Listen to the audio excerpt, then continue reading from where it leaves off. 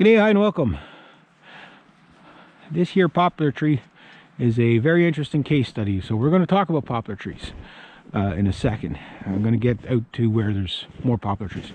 Poplar tree, what they call aspen down there in the States. We call them poplar up here in Canada.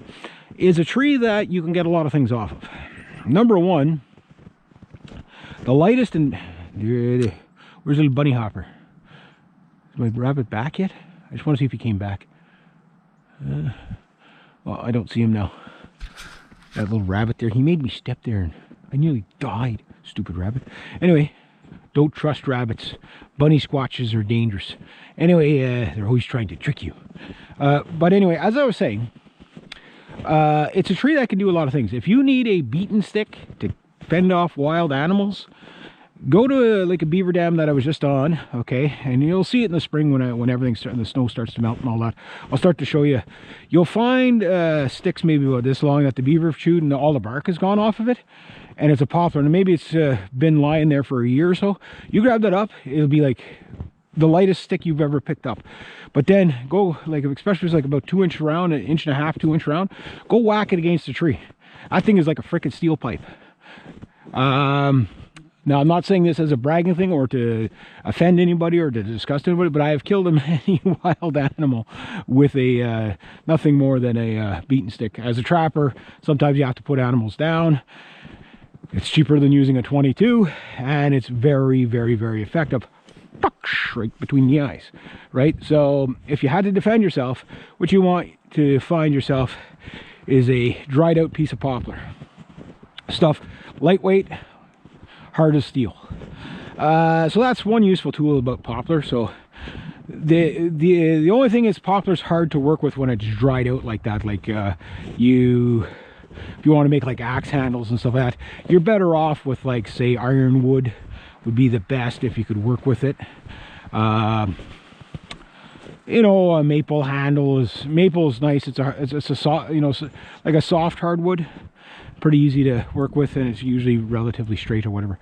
But when we're getting to the poplar, the other thing about poplar trees here is, I'll see if I can, I just want to get one that's a good size so I can really, you can really see it on the slightly bigger ones when I get out there. But one of the things about the poplar is you can get talcum off of it, like a talcum powder.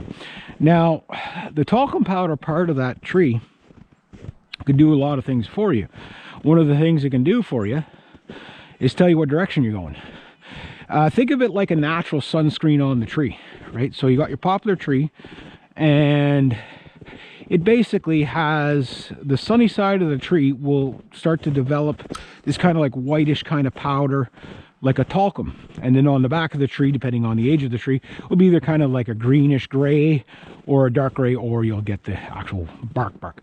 But it's typically on trees that are maybe, you know, from shoots to, say, 3 inch, 4 inch round, where they're not quite forming that hard bark yet. You'll see the talcum on it. Now, the talcum will be on the south side of the tree. So if you're lost in the bush and it's a day like today where there was sunlight, now there isn't, you know, and you don't know can't quite figure out what direction you're going, you can always count on that in general, that will be on the south side of the tree. So that'll kind of give you your north-south divide. You might have to look at a couple of trees to figure out which one's going to give you the best reading, because it's not, you know, it's not an exact shape, but you look where the talcum is the thickest versus where it's the thinnest, and that'll kind of tell you, hopefully there should be some poplar just up here to show you. I should have been standing right beside a poplar tree when I was showing you all this, but I will show you this anyway.